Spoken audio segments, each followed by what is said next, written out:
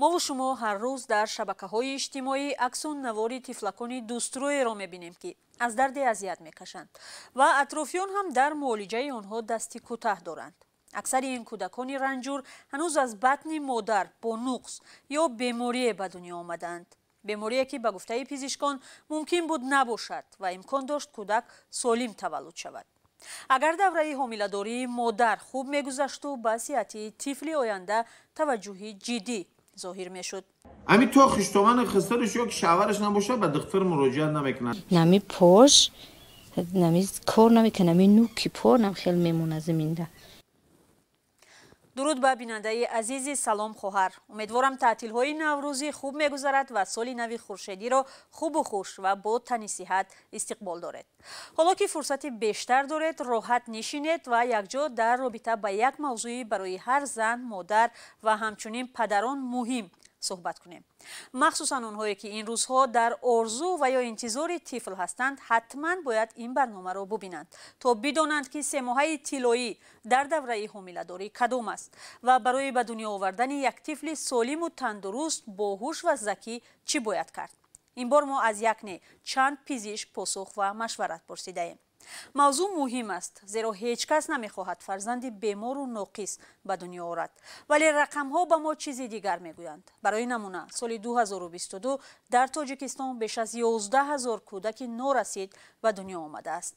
یعنی پیش از مهلت بیش از 1000 تای آنها وزن خیلی کم داشته فوتیدند. به حساب دیگر در یک سال قریب 5% نوزادان نورسی تولد شدند. 10 کودک دیگر هر سال در کشور با بیماری‌های مثل رخیت، فشار، نشانه‌های فلج این یا آن عضو بدن تولد می‌شوند. چرا؟ پزشکان از چندین عامل نام میبرند، از جمله ازدواج خویشتباری، نارسایی غذای درست، ناآمادگی جسم زن به حامله‌داری، کاری وزنین و فشارهای روانی هنگام بارداری و چندین سبب دیگر که در ادامه برنامه پزشکان شرح خواهند داد.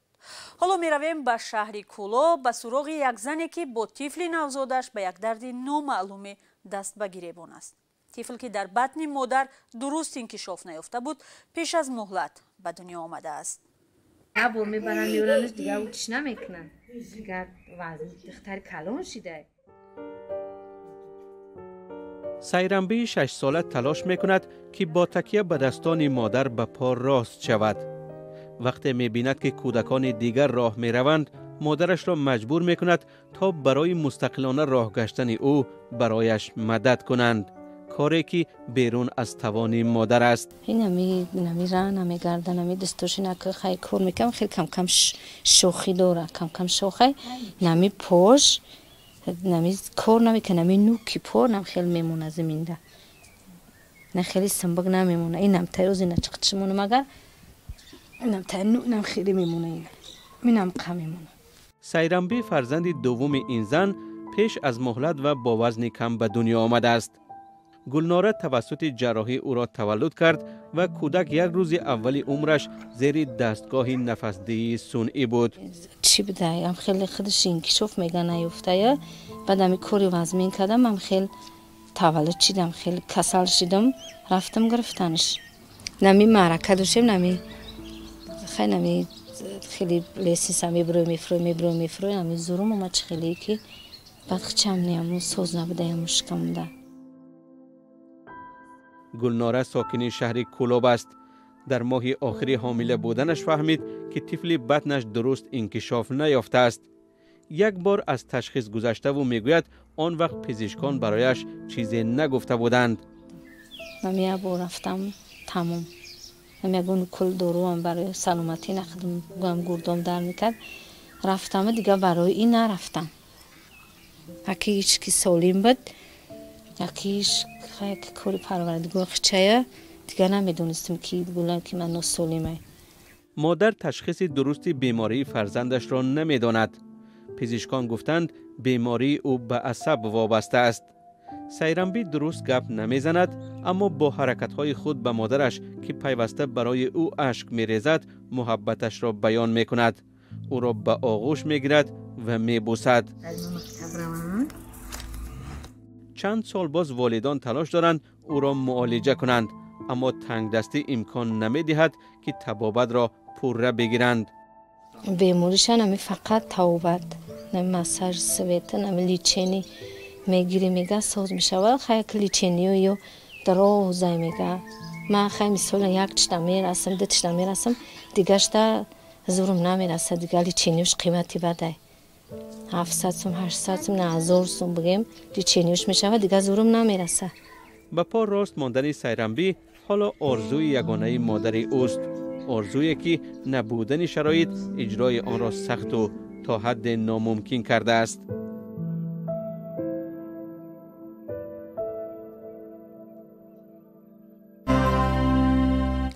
در یک پژوهشی که سال روان نشر شده است خواندم که در تاجیکستان بیش از 2 میلیون زن سین نسل‌آور به سر میبرند.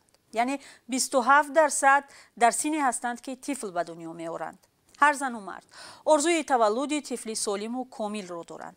اما برای این چی تلاش میکنند و چی را باید بدانند؟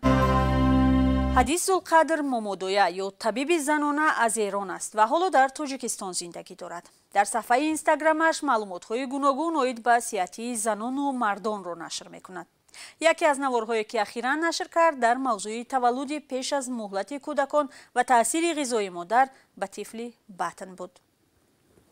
فریده قربانیان طبیب زنانه و یا اکوشر گینکولوژی مرکزی طبی نسل است. زنان حامله یا آنهایی را معالجه میکند که آرزوی کودک کردن را دارند.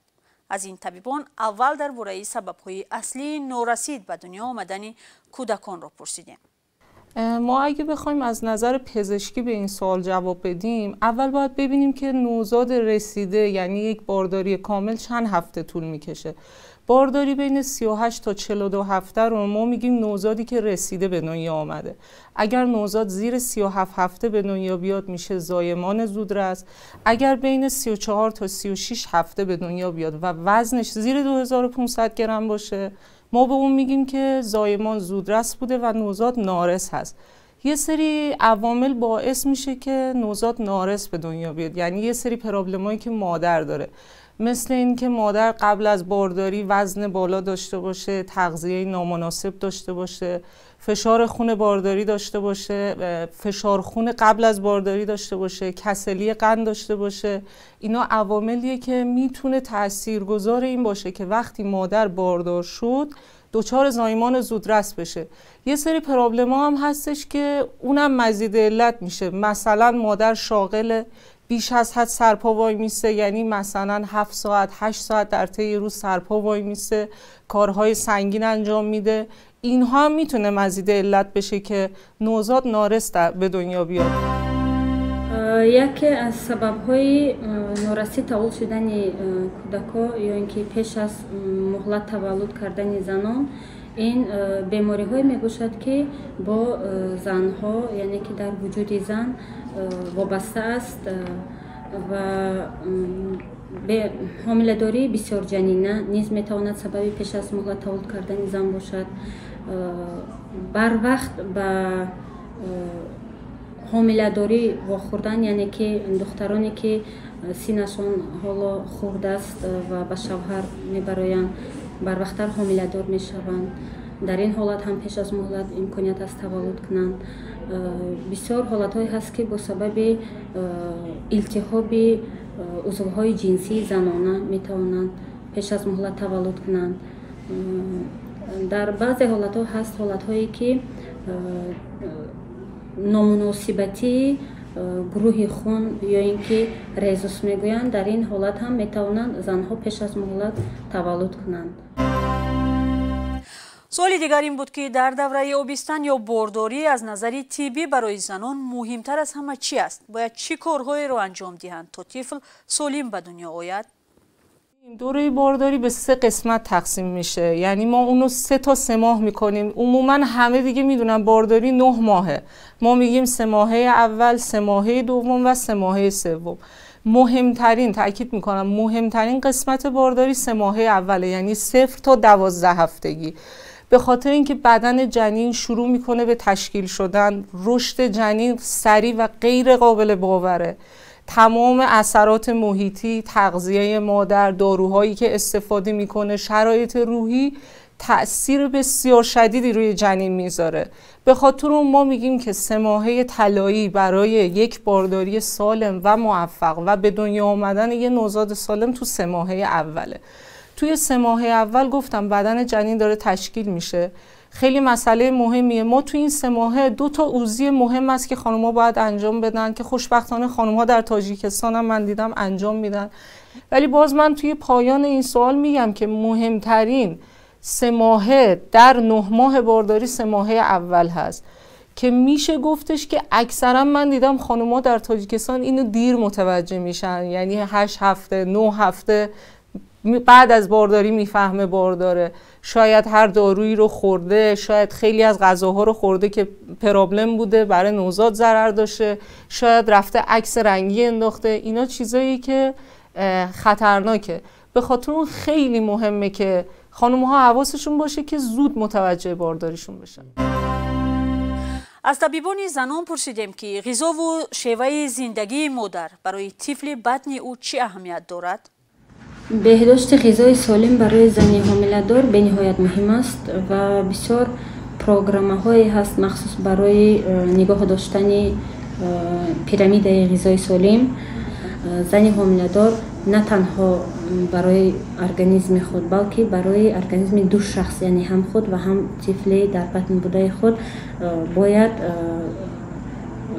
کار انجام بدهد. بنابر همین مهم است که ویتامین ها رو سر وقت استفاده کنند و خوراک و غذایی که آنها استفاده میکنند باید گوناگون باشد، یعنی که روز ماهی استفاده کنند، روز گوشت گاو استفاده کنند و روز دیگر مثلا گوشت مرغ استفاده کنند. باید هر گونه غذاها در غذای آنها حتمی هست. در دوام 280 روزه که طفل جنین از یک حجره، ببینید مرا، از یک حجره با یک جسمی 3.5 کیلو برابر می شود. شما تصور میکنید در 280 روز همین جسم یک حجره بودگی با 3.5 کیلو وزن، یعنی میلیاردها حجره می شود، رشد میکنن بسیار با سرعت بلند برای مسئله ساختمانی در کار. یعنی همین سفیده، همین چرب، همین مینرال ها، همین ویتامین ها، اوگلوات ها، همه این مواد ساختمانی انسان هستند. بنابراین همین از آن چیزی که زن استعمال میکنند بسیار مهم است که کودک با وزن ضروری نرم تولد می شود یا که کودک لاغر تولد می شود یا کودک با مشکلات های مثال علت های سیستم عصبش و رگ و دل و پیوندهاش و پوستش و مثال عضوهای هاضمه‌ش و جگر و عضوهای اساسی بگیریم، گرده و دیگر. ما توی 3 ماهه اول باید زود متوجه بارداری بشیم، به خاطر اینکه بعضی از غذاها همونطور که اثر صدفایزه مثبت دارن، بعضی از مواد غذایی خطرناکه. یعنی اصطلاح علمی انگلیسیش اینه که ریس فاکتوره. باید مادر باردار بدونه که از اون استفاده نکنه و با اونا ما میگیم ممنوعیات غذایی. بیشترین ممنوعیات غذایی ما توی 3 ماهه اول بارداری داریم. گفتم اگر یه خانم متوجه بشه که زودترک باردار شده، یه سری چیزا رو نباید استفاده کنه. مثلا چی؟ گوشت مرغ، گوشت گاو، گوشت نمیدونم گوساله، اینا رو به صورت نیمپز و خام نباید استفاده کنه.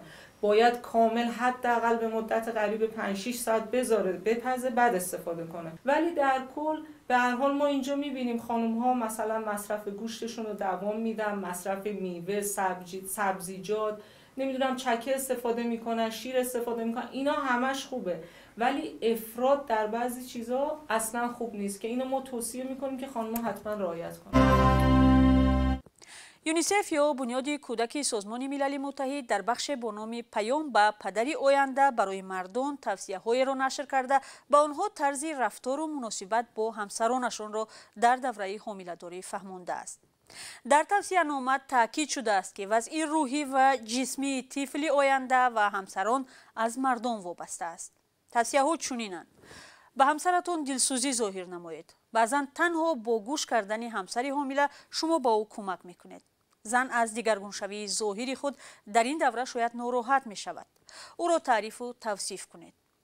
اما زنان زیادی در دهات تاجیکستان در دوره حامله‌داری دور از شوهران خود هستند. بعد باردار شدن همسران مردان راه مهاجرت را پیش میگیرند. از پزشکان پرسیدیم که حضور شوهران در دوره حامله‌داری تا کجا مهم است؟ برای مستحکم بودن عائله من فکر میکنم، شخصا خودم فکر دارم که بودن پدر مادر برای فرزند به نهایت مهم است و آن چیزی که در تاجیکستان، جمهوری تاجیکستان مشاهده می شود که بسیار مردها برای مهاجرت می روند و زنهایی که تنها می مانند و دوره حامله‌داریشان را تنها می گذرانند، من فکر می کنم بسیار یک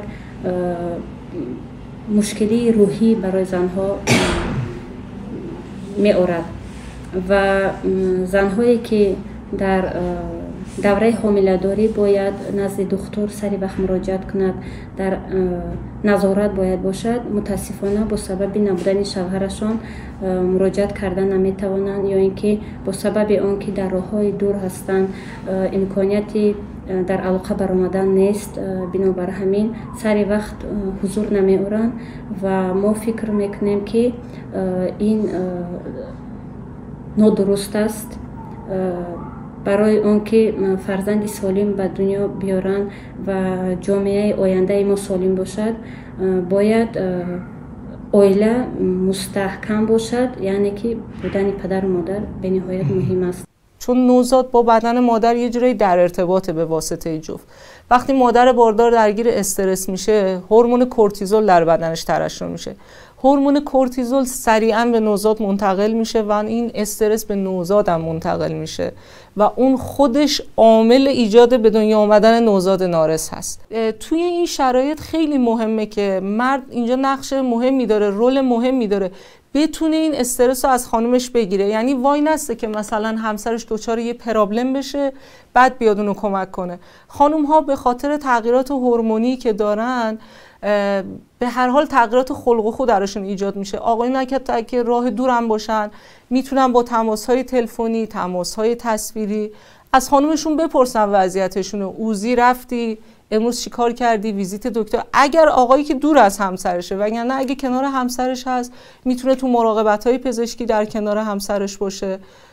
این نقشیه که آقا میتونه بازی کنه که از استرس خانوم تو بارداری کم کنه. چون اگر استرس خانوم در بارداری دوام داشته باشه منجر به افزایش فشار خون میشه، دیابت، باعث دیابت مادر میشه و گفتم آمار سخت و بالا میبره و در آخر منجر میشه که نوزاد نارس به دنیا بیاد و همین استرس منجر میشه که بعدها توی یادگیری نوزاد، تو تغییرات خلق و خوی نوزاد، اینکه نوزاد بیش فعال بشه، روی اینا هم تاثیر بذاره. یعنی ما باید دانسته اینا رو بدونیم و از احتمال ایجاد اینها کم کنیم. این توصیه که من به هم خانوما دارم هم به آقایون. خانوما استرسشون رو کم کنن، میتونن پیاده روی کنن، میتونن افکارشون رو روی کاغذ بنویسن. گفتگو برای خانوم‌ها بسیار کمک کننده است. میتونن با همسرشون گپ بزنن. همیشه زنان تاجیک شوهرای خودشان یک قنات اساسی خودشان حس میکنن. بنابراین همین وقتی که قناتی تو برای پرواز در برت نیست، طبیعی است که این تاثیر رسان است. نه وابسته از اونی که برادرش هسته، خشتومانش هسته، مادرش هسته، پدرش هسته، دیگر نفرانی هستن که با او کمک میرسونن، اما همین بدن شوهر خودش یک قوت جان است. سلامتی زنان قبل از بارداری به حامله‌داری و طفل چی تاثیر خواهد کرد؟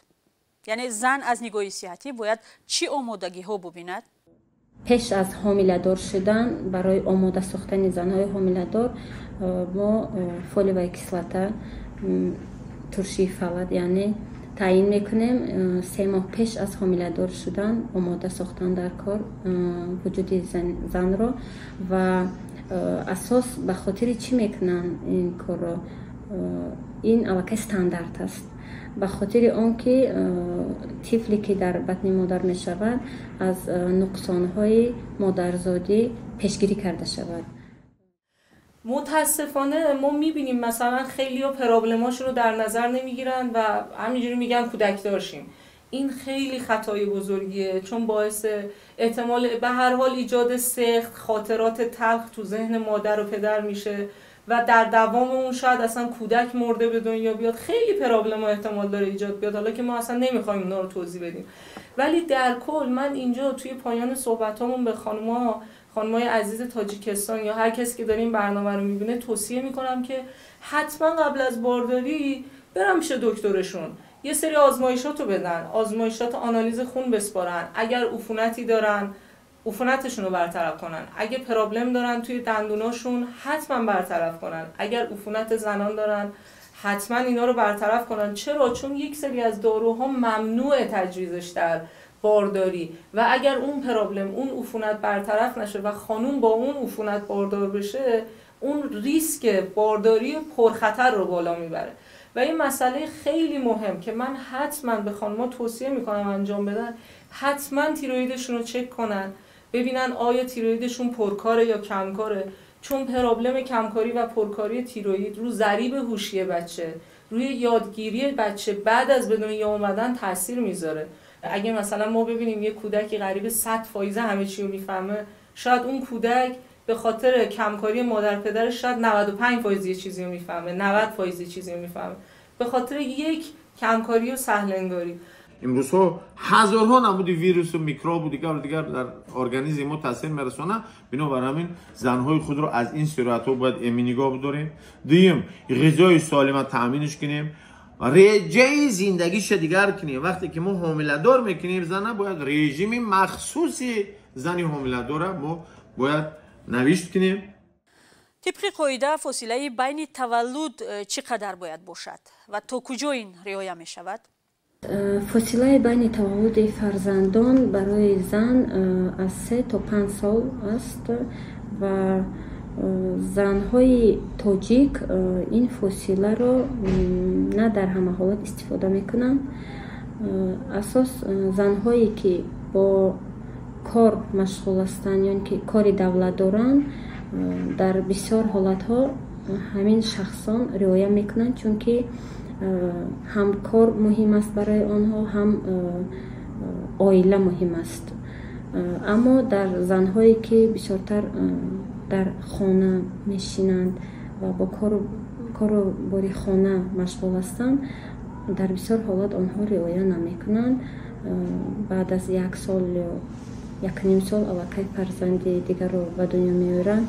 این برای سلامتی زن منفعتی خوب نمی آورد، چون که وجود زن حامله دار چخلی که ما قید کردیم در دوره حامله داری همه میکروالیمنت ها و ویتامین هایی که در ارگانیسم او باید حل شوند به کودک یعنی طفل آینده او هم میرسد و ارگانیسم زنی حامله دار بعد از تولد کردن باید برقرار شود. بنابراین فاصله را از 3 سال گفتند و در این مهلت اگر زن باز هم حامله دار شود الکی وجود زن با بسیار کمبودی ها و میخورد، یعنی که مشکلی ها با نارسایی ویتامین ها و دیگر بیماری ها آورده میرسانند. همانند چخیلی که ما قید میکنیم نارسایی ویتامین به ریختن موی ها، شکستن ناخن ها، مشکلی ها با دندان ها و دیگر عضوهای اساسی هم، یعنی که چی مشکلی که در وجود زن حامله دار میبینن با سبب نارسایی ویتامین ها میتواند حالت او را بدتر سازد و در آینده سلامتی خود را زن تستر از دست میدهد. پزشکان به تاکید میگویند مادران باید آگاهانه و با آمادگی جدی حامله دار شوند تا مرحله های 3 ماهه تیلوری را برای صحتی نوزاد بطن خود از دست ندهند. در این صورت به قول آنها امکان دارد زن کودک جسماً و روحاً سالم و باهوش و دارای ذهنی تیز را تولد کند. امیدواریم مشورت و توصیه های پزشکان برایتان مفید بودند و آنها را در یاد خواهید داشت و به دوگانه های خود هم میفرستید. با امید آنکه طفلی هیچ زنی در روی جهان ناسالم به دنیا نآید و هیچ کس درد فرزند را نبیند، با شما اینجا خیر و خوش میکنیم. تشکر از یکاتون که برنامه رو میبینید، شرح و نظر مینویسید. اگر کسی از شما زنی را با سرنوشتی عجیب و غیر یادی یا کارنمایی های میدانید یا میخواهید کدام موضوعی رو در برنامه مطرح کنیم، حتما نویسید. خدا نگهدار.